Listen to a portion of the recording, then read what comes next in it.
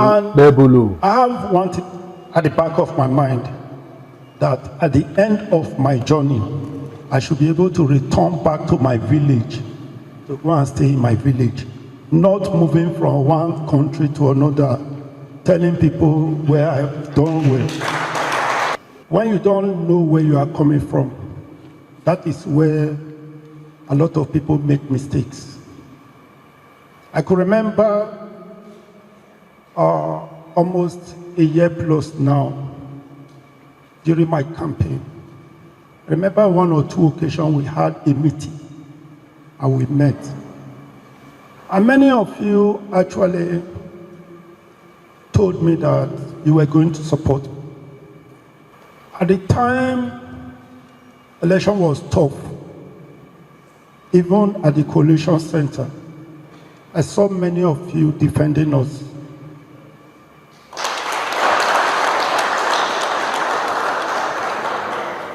Because the common goal was for us to get rid of bad governance out of this land. That was our common interest. And the second common interest was to provide good governance for this state. And the third one was development for Edo State. So I find you as partner to this government. The work that we have started, just as I keep telling people wherever I go, is that I am not going to carry cutlass, or carry knife, or carry gun, or even carry Bible, or Bible to start judging Obaseki. And though people will judge Obaseki by what they see.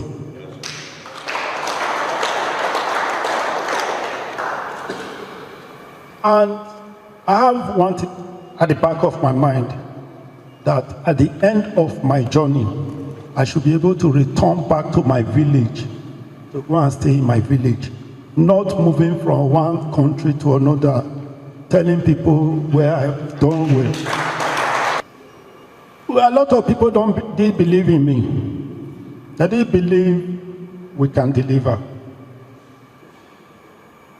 I started business, and as an IT person, I'm very calculative. Mine was to deliver technical to my customer, to my client. That is exactly what you are seeing today. My own is to deliver the developmental project for Edo people.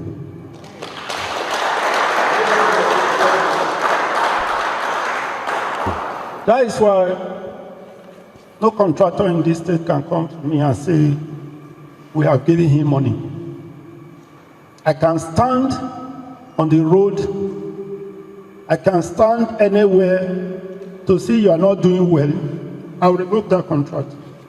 Because no money, exchange hand. So I'm confident, very confident. So all our contractors are ready. They buckle up, they know it's not business as usual, and giving them contract to do, because I won't tell them I'm coming. I can even go there in the night. I've gone to sites in the night. I've gone to sites on Sundays. So that shows that I know what I want, I know what I'm doing, and I know people are watching, and they are expecting so much from us. I would like to quickly give you a brief profiling of IPAC. IPAC was put together more or less a child of INEC and ECOWAS ahead of 2007 general elections. And the purpose of putting IPAC together was to foster dialogue among parties, the various parties, in view of working with INEC to ensure proper management of elections, and to also help galvanize opinions, diverse opinions which different parties have, so that oftentimes we can reduce tension and reduce conflagrations in terms of altercations ahead of elections. So I think IPAC plays a major statutory role in helping to deepen democracy in Nigeria. If there's anybody that has come or has paraded itself as a representative group for all the parties in the state, I think that group is lying. This is the only group that is known and recognized by INEC and by the Nigerian Constitution as representing the interests of all in Nigeria. So far, so good. As the name goes, we have not done badly in playing the role of an advisory group in terms of helping to ensure elections are largely without violence and crisis. If you recall, during the last elections, your very election, the peace group, as led by General Abdulsalam Abubakar and Reverend Kuka and others, were in town during the last elections, and we played a major role trying to bring all warring parties together to ensure that elections was free and fair. I think we did our best. So it is our interest and purpose to continue to play that role at the state level. And of course, that is the reason why we'll be eager and anxious to see you, so that we can establish a relationship with you. As a matter of fact, since you came into office, my national chairman, Halaji Dantale, has been in touch with me asking, Chairman, how are you faring with the new governor in Edo State? And I told him a couple of times that I'm making attempts to see him. I'm sure after today, we'll have a cordial relationship and work together so that we can make your determination to provide for the good interest of the people of Edo State fruition. Before I go ahead, I want to quickly also mention that this is the second time IPAC is seeing you. The first one was just before you were elected. You could remember, the national came to town. I called my leader as usual. I said, the national and state IPAC want to meet with Oga. Within 30 minutes, we were in your house. To me, that signaled that we're going to have a robust and very sweet working relationship with you when you come into power. I could remember how you received us that day, and we left there very happy. And I want to say that we in Edo IPAC want to continue in that trajectory. We want to ensure that we establish a relationship with you such that at the end of the day, we'll be proud to be part of your government. Because from what I've seen so far, the way you are taking off, you have a lot to offer to Edo people. And especially with the wonderful projects, I will come to that you started putting on ground.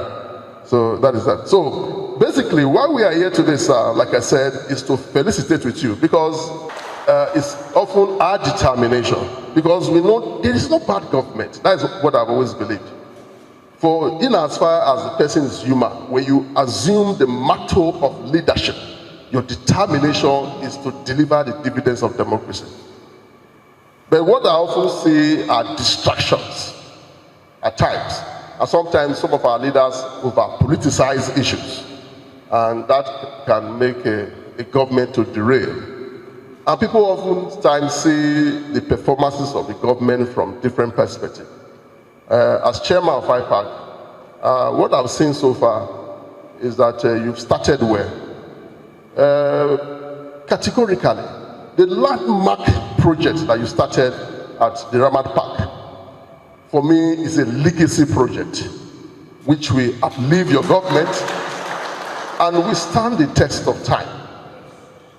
We've not seen the construction or the erection, so to say, of any major infrastructure within the urban space in the last many years since the inception of this state.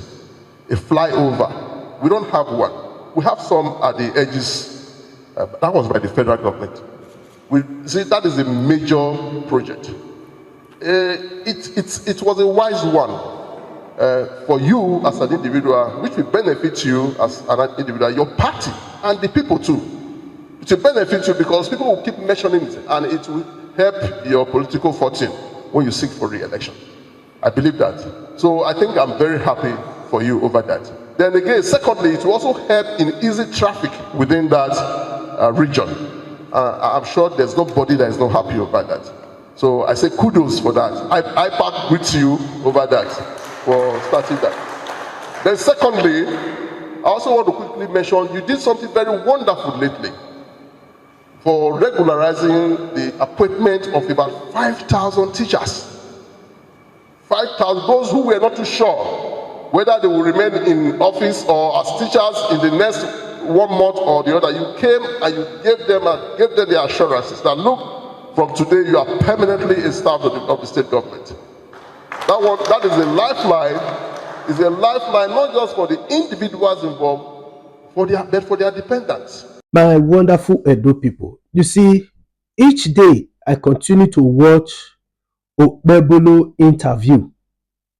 I begin to see reasons or proof why, if not for ringing, somebody like Okpebholo should not have any opportunity in becoming the governor or even senator of the Federal Republic of Nigeria.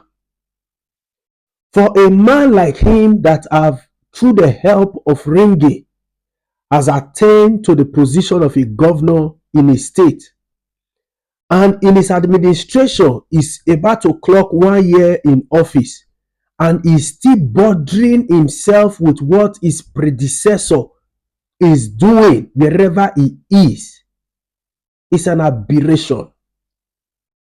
It's a disappointment.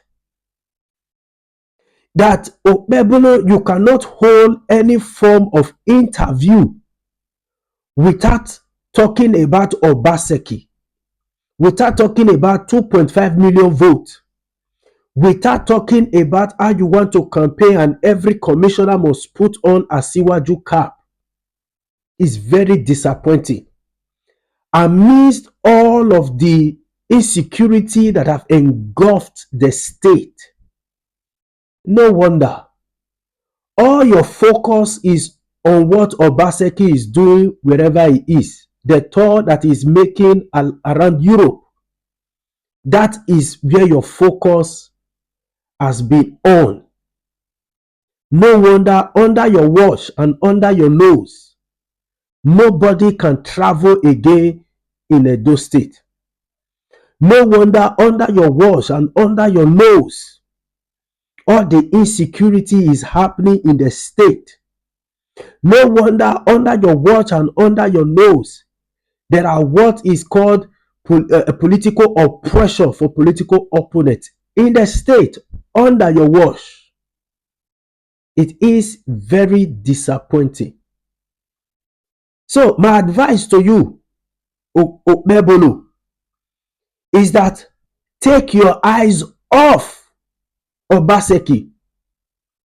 Obaseki has done well for Edo people, and he has done well for you because he gave you the roadmap.